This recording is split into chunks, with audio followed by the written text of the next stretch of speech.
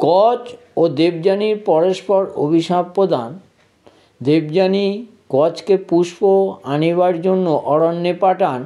অসুররা ধরিয়া কচকে মারিয়া ঘিতে ভাজিয়া অস্থি মাংস একত্র করিয়া দৈত্যগণ বিচার করল যে যাকে খাওয়ানো হবে সে মারা যাবে, কিন্তু কচ প্রাণ ফিরে পাবে। দৈত্যদের বিচার করিয়া সোরাসহ গুরু শুক্রাচার্যকে ভোজন করালো। দেবযানী বিলম্ব দেখিয়া পিতাকে বারে বারে বলতে লাগলো এবং কাঁদতে শুরু করলেন যে কচ এখনো এলো না। শুক্রাচার্য ধ্যান করিয়া দেখিলেন তার উদরে কচ। কচকে জিজ্ঞাসা করেন, কচ কহ বিবরণ, আমার উদরে আইলেন কিসের কারণ? কচ বলেন, আমারে মারিয়া দৈত্যগণ সুরাসহ আপনাকে ভোজন করাইল। আমার অধ্যয়ন হচ্ছে না, কেমনে বাইরে বের হব? শুক্রাচার্য বলেন, বাইরে বের হলে আমার মৃত্যু হবে, আর বাইরে না বের করলে ব্রহ্মবধ হবে। মরণের চেয়ে বেশি ভয় ব্রহ্মবধ। ব্রাহ্মণবধ পাপের কাহার রেহাই নেই। এদিকে কচকে বাহির করিলে শুক্রাচার্যর মৃত্যু অনিবার্য। তখন শুক্রাচার্য বলেন, তোমার সঞ্জীবনী মন্ত্র দিচ্ছি, বাইরে এসে আমাকে বাঁচাবে। গর্ভে থাকিয়া কচ মন্ত্র উচ্চারণ করেন। তবে গুরু শুক্রাচার্য খড়গের দ্বারায় পেট চিরিয়া বাহির করেন এবং মারা যান।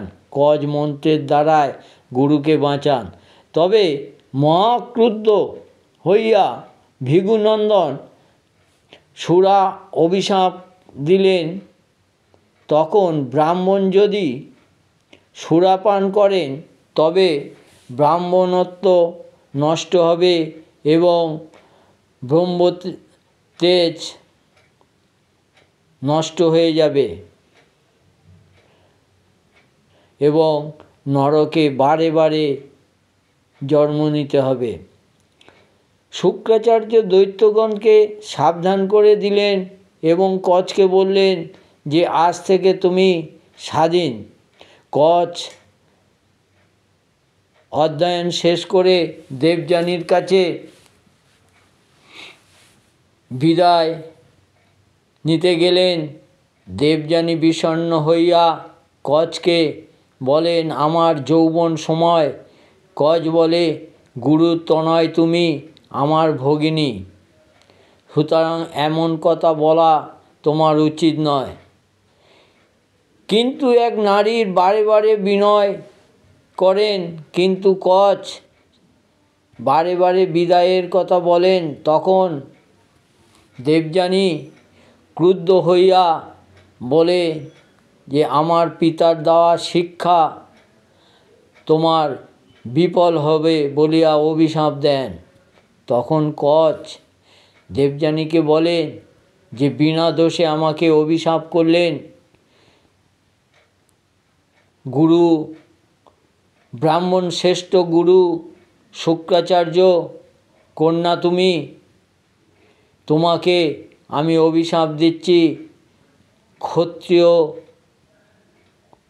কুলে তোমার বিবাহ হবে। এই বলিয়া কচ দেবযানীকে অভিশাপ দিলেন।